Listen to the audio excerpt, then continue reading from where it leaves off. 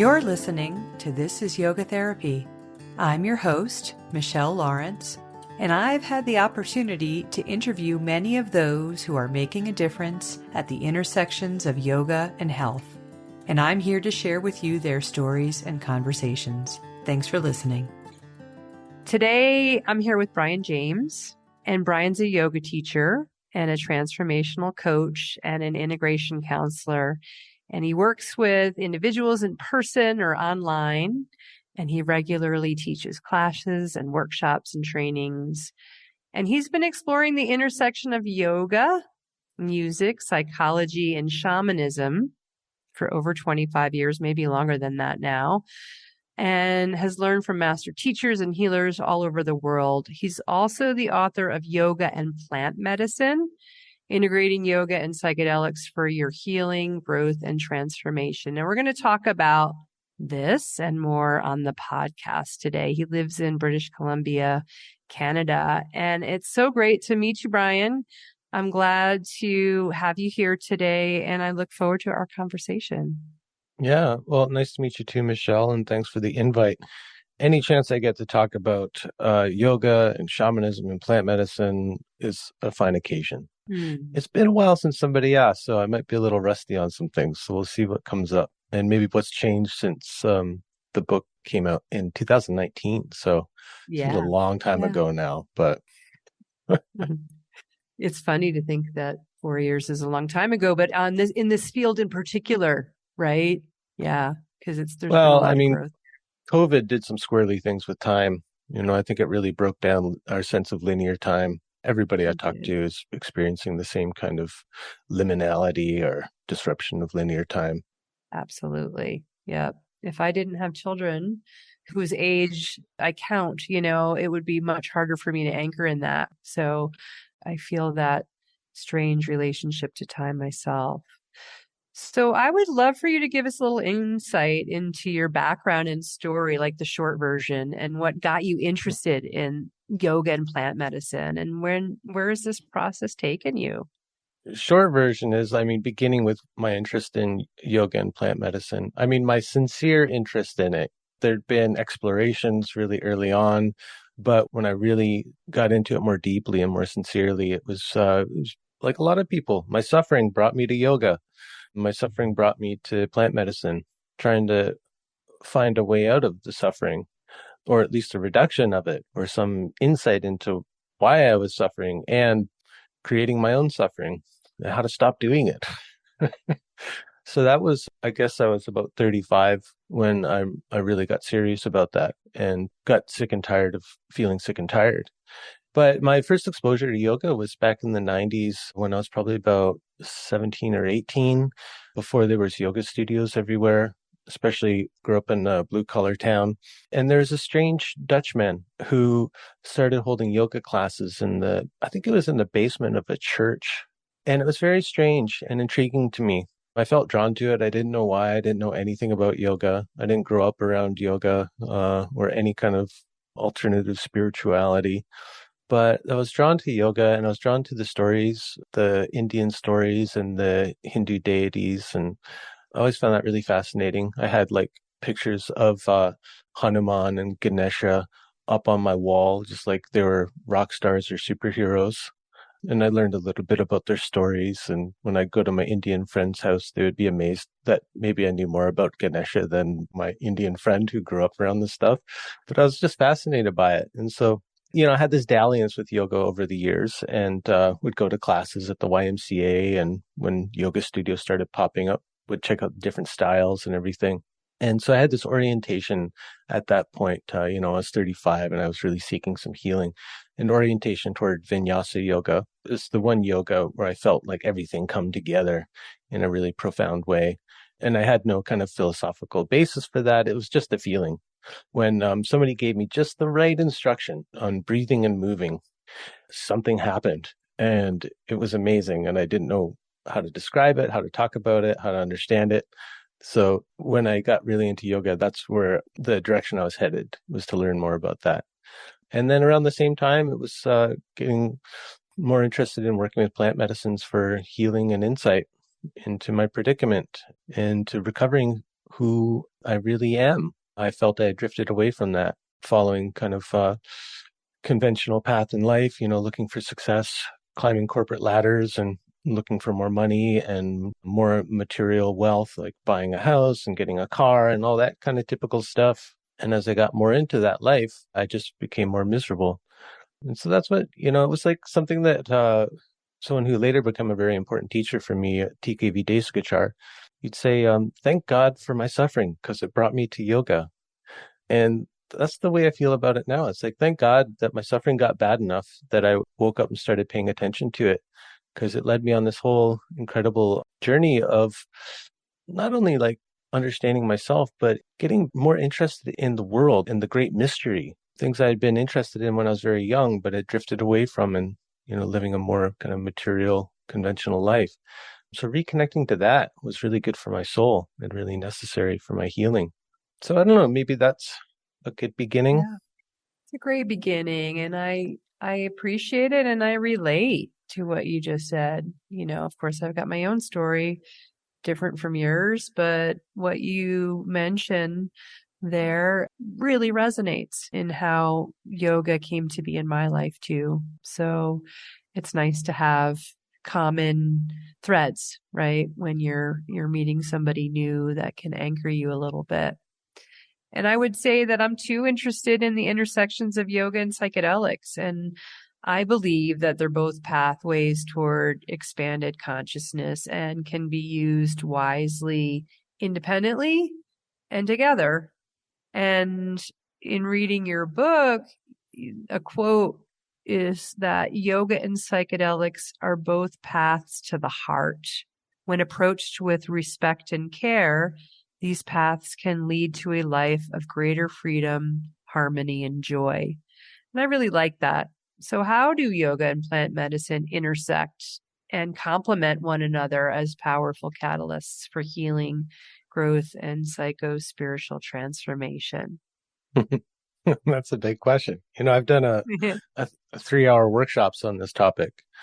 And really, when it all comes down I'm to it, surprised they're only 3 hours. yeah, well, I've also taught yoga at an ayahuasca center for months at a time. And so that's a deeper journey. And really what it comes down to is not so much talking about it, but actually just guiding people into the practice the way I was taught, the way I was taught that is most effective and benefits most immediately felt. Guiding people into that practice, and they feel it for themselves and they get the connections without me having to make them. But basically, as I was embarking on this journey of going deeper into yoga, so studying with teachers and learning how to be a teacher myself, and taking up a daily practice and all of those things, and reading the Yoga Sutras, all that stuff, being a student and practitioner, dedicated, I was also starting to work regularly with ayahuasca, first as part of a syncretic Brazilian church called the Santo Daime, and then later in indigenous contexts with the Shipibo and Ashaninkan people. And so I had this dedicated yoga practice and also this kind of regular ceremonial use of ayahuasca. And over time, I just began to notice that they complemented each other very much. So I would go into ceremony, I think, very well prepared because I'd been doing my yoga practice. And so I found that I had to do a lot less kind of cleaning out than maybe some other people did. And that I was able to sit in my spot and kind of have a more of a contained experience, which was something that was always accentuated in the plant medicine traditions that I've been involved in. The basic instruction was to sit in your place and concentrate. And I was like, well, I'm fairly well practiced at that. And if more intense experiences arose, I had tools to draw on to self-regulate. So I could, I was very practiced at focusing on my breathing and extending the exhalation, which has a calming effect. So the yoga was really helping me in those ceremonies. And I was able to kind of get to the insights a lot more quickly, I think. There was a lot less stuff I had to kind of work through, a lot less mind stuff in the way of the direct insight of the prajna, that clear, direct insight. So that was really great. And then I would say, like, in those ceremonies with ayahuasca, I was starting to have these energetic experiences that I had heard referred to in the yogic texts. Like, so working with energy in that context where you're incredibly sensitive to subtle movements. It showed me a lot about what was going on in the yoga practice, what the texts were talking about, and then also engaging in that process of inquiry during these ayahuasca ceremonies, the yogic inquiry, like, who am I really? So they really went hand in hand. And then as I studied more, I got really curious about that. Like, these things are so similar. I got into this whole study of like, what is soma? And so I found every reference in the Rig Veda about soma, and every reference that I found, I mean, sound like it could have applied to ayahuasca. That was really interesting. And then learning about the way the shaman worked, like what was their framework for healing, was very similar to the framework for healing in the yoga tradition that I was involved in, particularly Desikachar and Krishnamacharya, who I would say were the real kind of pioneers of yoga therapy. And so there was so much similarity, like in the South American ayahuasca traditions. Generally, there's like three parts to the healing. And so this is a generalization, but I found it to be pretty consistent. The first stage of healing is all about cleaning out, limpiar. Once we've cleaned out enough, then the goal is to center the person's energy, to consolidate the energy in the center line of the body. And then the third stage is then to open to life, to open the heart. So you've got the cleaning, the centering and stabilizing, and then the opening. And, the first time I heard that kind of laid out, I said, well, this is exactly what Desikachar was teaching. And he had practices for each of those stages. So everything just like really clicked together for me. And there was like no longer much delineation between what is yoga and what is shamanism. And yeah, so I've done some kind of videos talking about that. There's a popular video on YouTube called Shamanic Roots of Yoga. And that was an early attempt at this research, trying to draw these threads together the way I was experiencing them. And then my book, Yoga and Plant Medicine, explored this. And I have a workshop called Shamanic Yoga Breathwork for Self-Healing that goes into all of these different correlations and the similarities between the models of healing. So that's a fascinating thing for me. And it was like kind of a really wonderful syncretization, these kind of two aspects of my life and healing journey just naturally. I mean, it's not like I brought them together or they came together. They were always together. I just had to see the connections, through experience. Yeah, I love that. And you described that so well. And I wonder too, like, how often do you come up against resistance that yoga and plant medicines complement each other? How do you respond to that? I noticed in your book, you mentioned that your intention is not to graft psychedelics onto yoga as another limb. And I really appreciated that you straight out said that. But I imagine you still might get pushback, but maybe you don't. Can you speak to that? Like from a purist perspective, do you get pushback on that? Well, no, and that probably says more about the kind of circles that I hang out in. Back in 2017, I wanted to go kind of put some of this stuff into practice, to do a little field research, right? So I got a gig teaching yoga at a fairly large and popular ayahuasca center down in Peru, right in the heart of ayahuasca country in Iquitos. And so I was teaching yoga multiple times a day at this center as people were doing ceremonies every, like 3 nights. And I was doing retreats that participants were there for like 21 days. So it was a fairly good amount of time to see what was working, what was helping, how the ceremonies and the yoga practices were kind of working together and all of that. And those people were incredibly open and receptive to it. I mean, anyone who's going to go down to an ayahuasca center is already kind of got a kind of open attitude to life and experimentation and new things and all that. And at that point, I was already kind of outside of the mainstream yoga world to begin with. I mean, just being a kind of devotee of Desikachar puts you on the outside of the mainstream to begin with. It's just a totally different approach than what you get in commercial yoga studios and in the kind of hyped up yoga world thing. It's this very kind of slow, meditative, sincere kind of practice. It doesn't translate well to like Instagram and stuff like that. So I was like already on the outside of the mainstream, right? So I don't know. No one directly has like challenged me on any of this stuff. And part of the thing that I always try to do if I'm offering up something like this is to really do my homework, make sure that it's coming from a kind of well researched and grounded place, not only in my own experience, but also historically or traditionally. So I always felt like if someone wanted to come at me and dispute some of the things I was talking about, it's like, let's have a debate. There's a lot of kind of nonsense about soma and psychedelics and yoga and stuff like that. That's not grounded in anything real.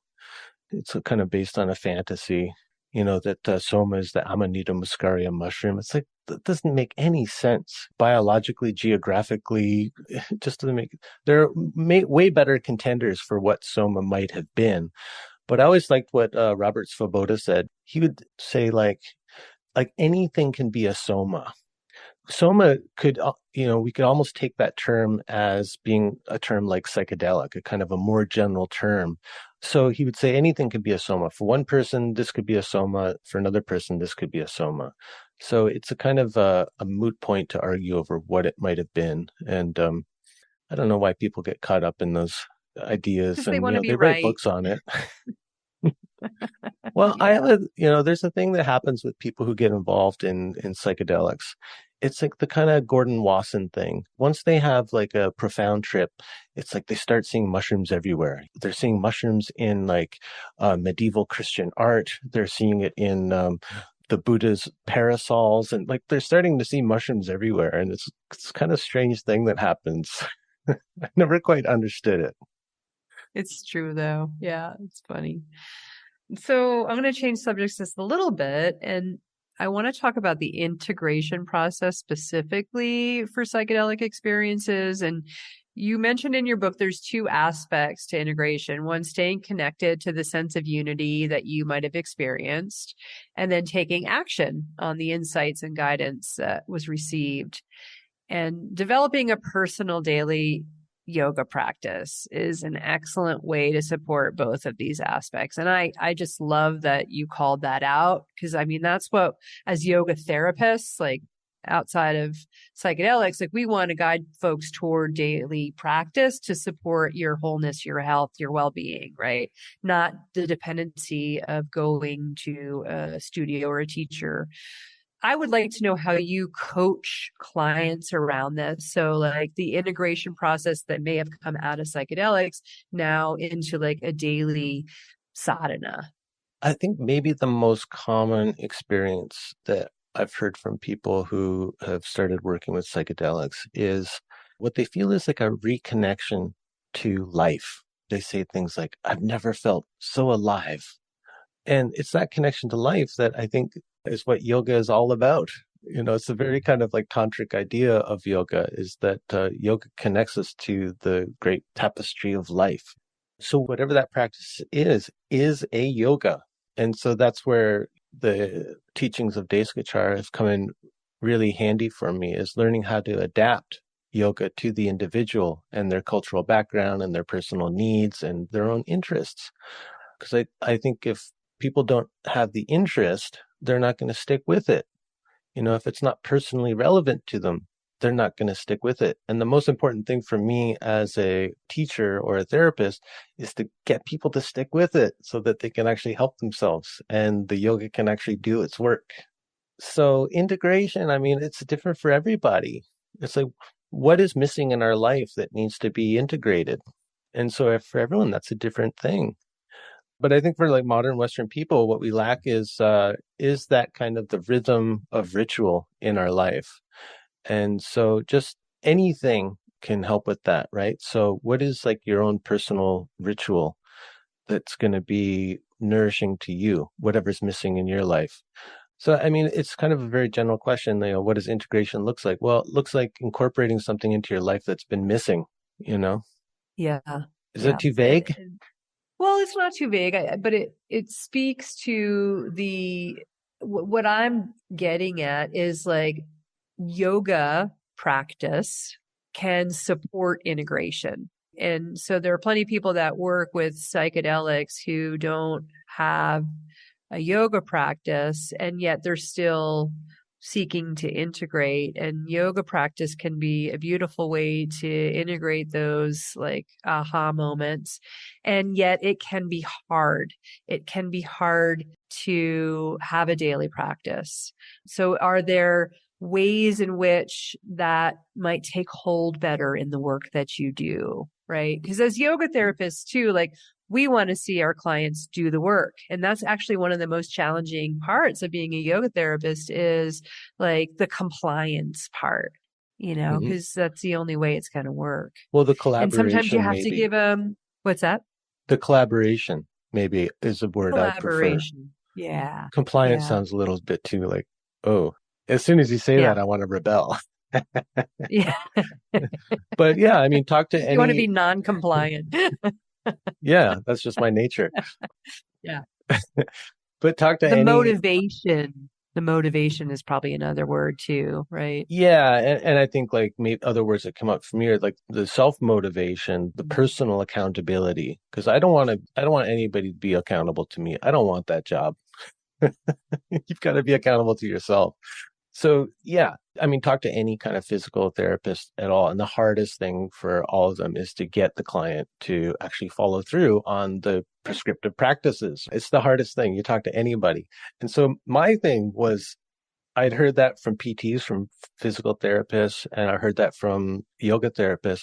I said, well, do you make it so that these are enjoyable practices? And that was never a consideration. I said, look, you've got to make it enjoyable. Because if it's not enjoyable, people are not going to want to do it. And I don't blame them that it's like another chore, another piece of homework I've got to do. But if you make it enjoyable, then it becomes self motivating. We're kind of pleasure seeking animals. And so make it pleasurable. And that was Yeah. one of the great things I got from meeting Mark Whitwell, who's, he's a complicated guy. I've come to see him as a very problematic figure. And we had a whole thing.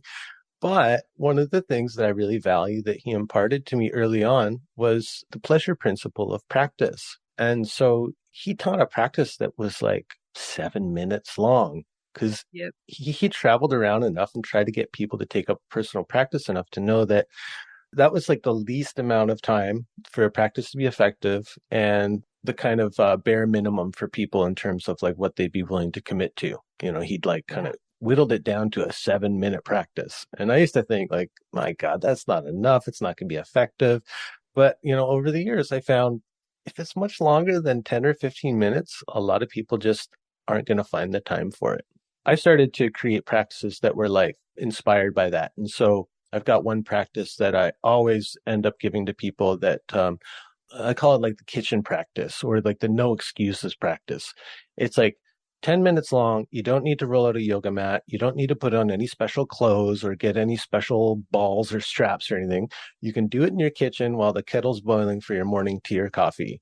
And so it's a whole series of vinyasas that you can do in your PJs in your kitchen. You don't need any more room. And so it's no more excuses.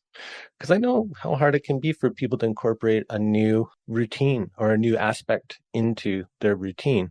Yeah. You just totally resonated with the answer that I was kind of pointing towards in terms of like, we speak the same language here, right? We speak the same language in terms of what I am teaching to our yoga therapists in training, and which is based and really grounded in reality around what people can and aren't up for. And sometimes like their practice means like removing some of the things that they're doing. Because life is so much, right? And so I love that we're on the same page there. And I really appreciate how you said it just now. And kind of leads me to my last question, which I always ask on the podcast to anybody that's a guest here. And that is like, share with us what your daily practice is. I'd love to know that because we do put a lot of emphasis on that in training yoga therapists is the cultivation of personal practice. Like you have to. I can't even imagine being a yoga teacher or a yoga therapist without having a daily practice. It doesn't actually make any sense to me. But I believe actually there are folks that think that that is a possibility. So There's a what are lot of your people who think practices look? that's a possibility. Yeah, Yeah. unfortunately. Yeah, and I've always been a hardliner about that too. It's not only about practicing what you preach, but why are you Mm-mm. teaching if you're not totally in love and a true believer? Why are you Yeah. teaching? You have to have conviction. Yeah, and I think you have to speak from personal experience. Yeah, the practices that you do also stabilize you to do the work.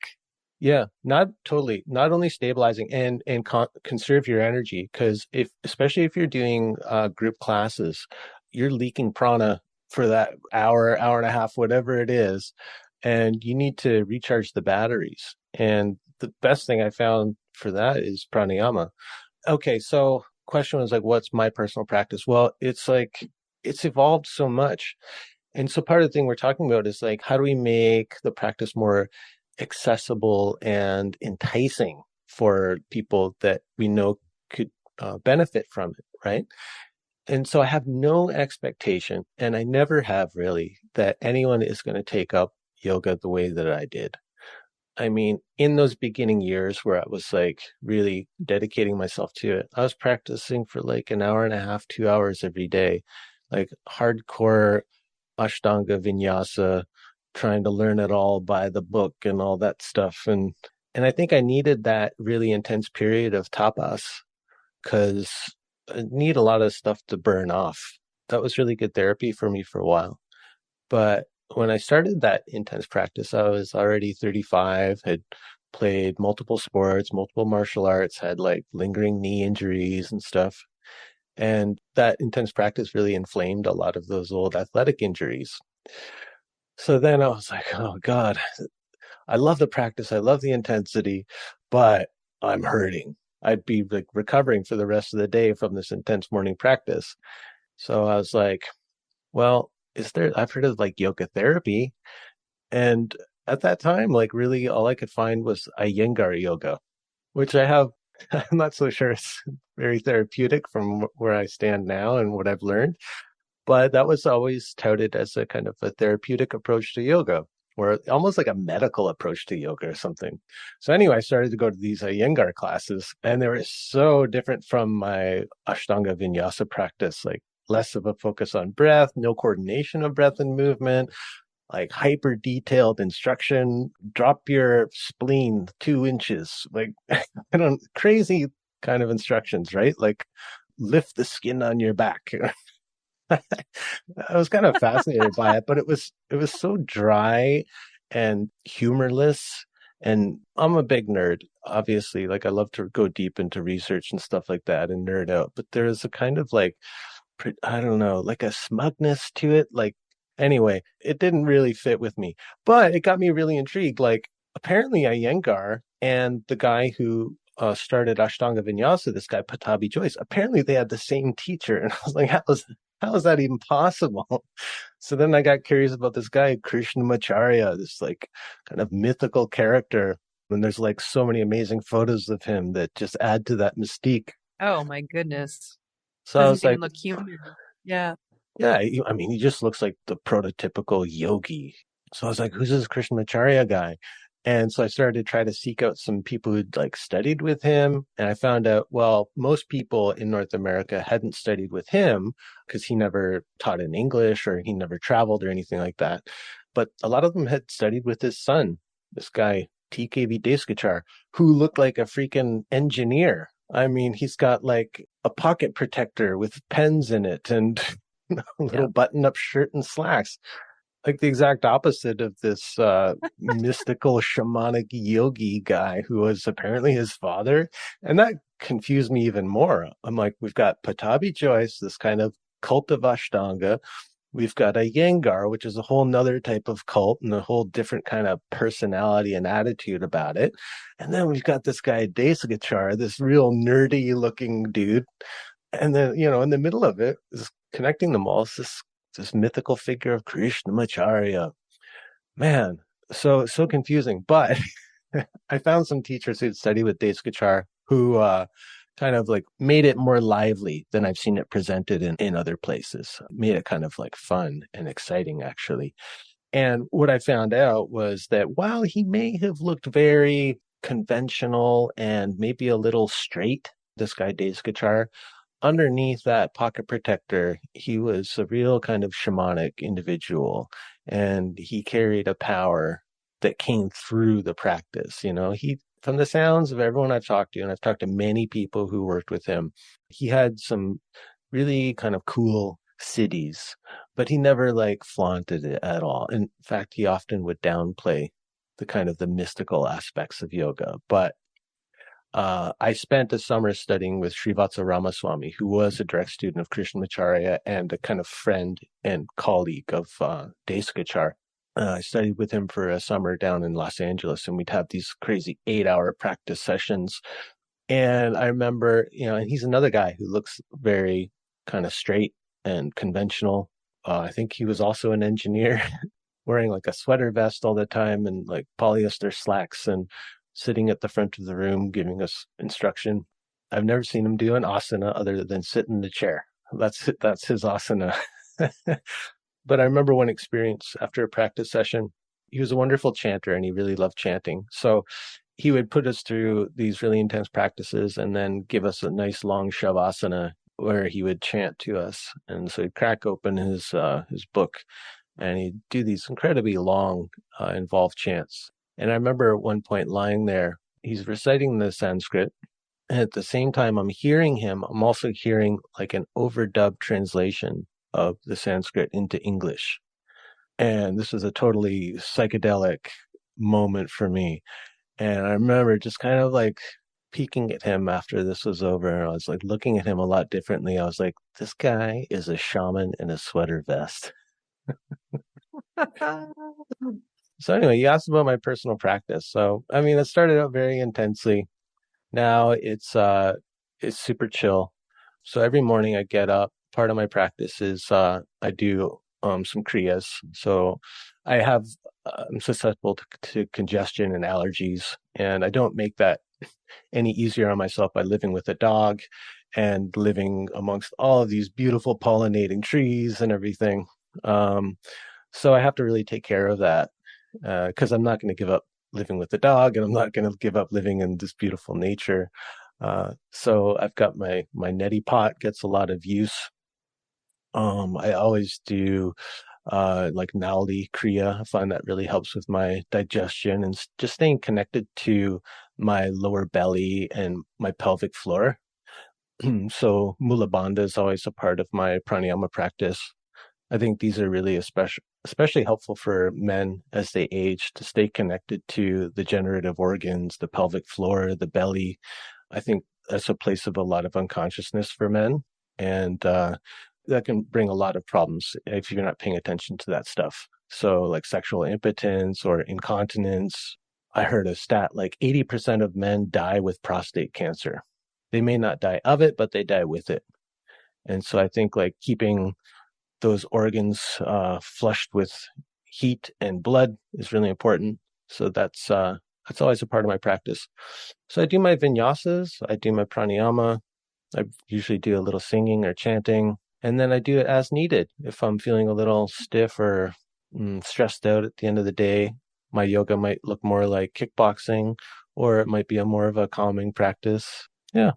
And I would imagine too, just based on what you've shared earlier in our conversation, like you probably view your day, your life, the seasons, etc., with different reverence and respect that is born out of what you've learned through your study, both of yoga and plant medicine. And that to me is practice too. Like it's not really a separation so much from how we live and how we practice.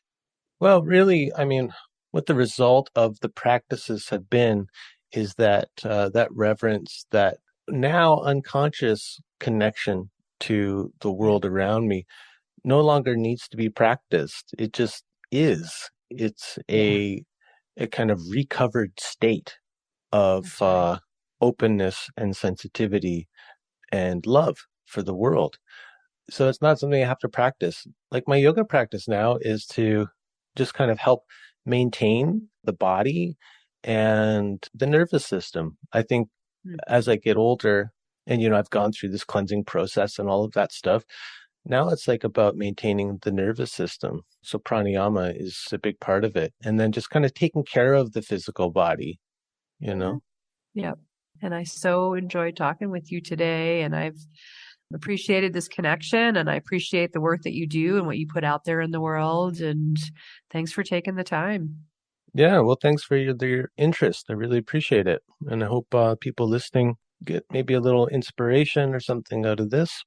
Great. I hope so too. And I can share some of the links of the things that you mentioned, YouTube's, the courses. I'll include a link to your website too so people can learn more. Thanks so much. Great. Yeah, thanks, Michelle. If you'd like to learn more about who we are and what we do, visit us at innerpeaceyogatherapy.com.